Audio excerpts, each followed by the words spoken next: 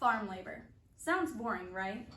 What if I told you we are suffering from a national farm labor shortage that is threatening the way we consume food across the country?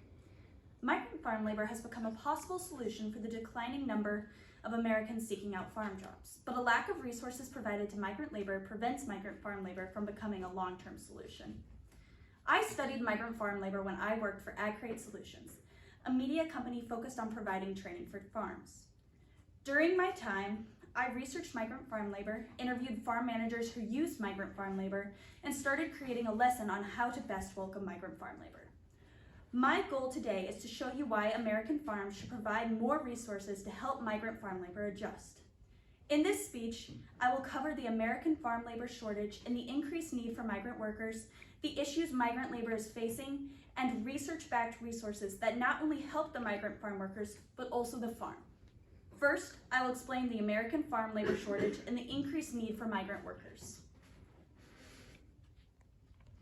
According to Maria Bompasito and Michael E. Salisi in their 2019 article, Trends in the U.S. Farm and H-2A Hired Labor, over the past 15 years, the number of U.S. farm workers has decreased by 12%, representing a loss of over 104,000 workers. The article also claims that we are losing farm labor because there are not enough able and willing local workers. Without sufficient labor, America cannot support its farms, creating a big problem not just for American farms, but for everyone eating food coming from American farms. Due to the decrease in labor, American farms are forced to look elsewhere for labor.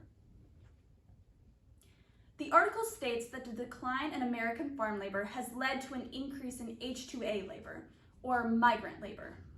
Migrant workers are people who come to work in a different country, but after a certain amount of time, they return home.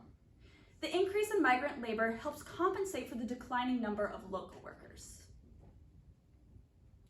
To expand upon this, according to the 2017 LA Times article written by Natalie Katrof and Jeffrey Mahan, one farm owner named Solorio became so desperate for farm workers, even after he raised the wages from $14.50 to $16, that he went around asking homeless people on the street if they wanted a job.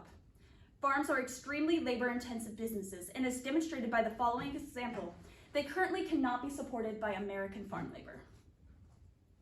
To expand upon, the article also writes that when President Trump cut the flow of immigrant labor to create jobs for Americans and raise wages, farmers began to have to make tough decisions about whether to grow certain products. As you can see, migrant farm labor is becoming more and more essential to farms. Secondly, now that I've explained the labor shortage in America and the need for migrant labor, I will explain some current issues with migrant labor. According to Peter Benson's article in Study in Cultural Anthropology, many migrant laborers suffer from bad health conditions, bad living conditions, and poverty. Such conditions are deeply troubling considering how bad Americans need labor. Furthermore, if any laborer is unhealthy or living in squalor, they're less likely to work as well as someone who is healthy and well-fed. One might argue it is not the farm's responsibility to provide their employees with resources outside of work, but poor health conditions and living conditions don't just affect migrant labor, but also prevent them from working to the best of their ability.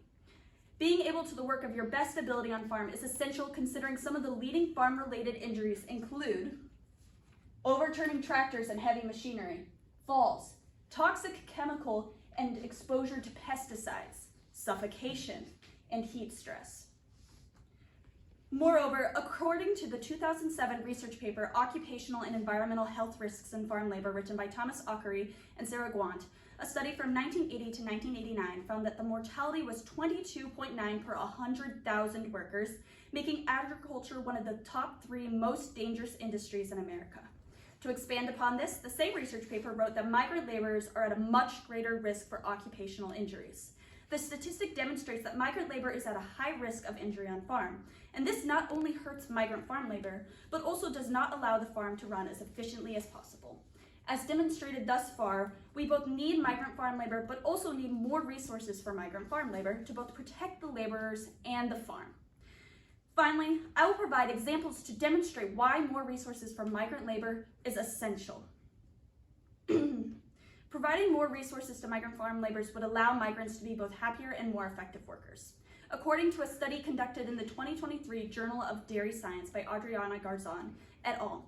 When interactive materials were provided in English and Spanish for a dairy farm, they experienced a 32% average increase in knowledge. Having greater knowledge of what you're doing allows you to complete tasks confidently and safely. The in-depth training plan would address the issue of migrant labor being at high risk for injury, providing a safer, more stable workforce for the farm. This is an example of a resource provided to migrant farm labor that ultimately helps the farm and the labor. Another resource that is proven to assist migrant workers in being successful is providing managers that have been trained to overcome language barriers. As written by Bernard Irvin in Overcoming Barriers to Communication 2002, communication is a major problem on farms, and having managers who can identify communication barriers and overcome them is the first step in minimizing the impact of communication barriers. Having well-trained managers as a resource to migrant farm labor would allow the farm operations to run more effectively. Another example of a resource that would assist migrant workers and create a more effective farm is a structured onboarding program, aka a farm site where new employees enter to learn the ropes of the farm, similar to this picture. In the University of Wisconsin-Madison article, First Impressions Matter, written by Jim Versweld, the article states that having a robust onboarding program leads to faster integration of farm workers into a farm. Migrant workers are entering an unfamiliar environment and, as I stated before, are at higher risk of injury. So having a system that helps them become familiar with the farm quickly would both reduce injuries and once again create a more reliable workforce. To conclude, providing more resources to migrant farm laborers is essential to the success of migrant labor, but also to the success of the farm. There's a clear need for more resources for migrant labor, as demonstrated by the labor shortage, challenges faced by migrant labor that hinder their ability to work, and the effectiveness of different resources that have been provided to migrant labor. Although farm labor might seem like a boring topic, I hope I've educated you on the prevalence of farm labor in America. And next time you eat a corn on the cob or a meat product or any food product, think of the people who are making your food. Thank you.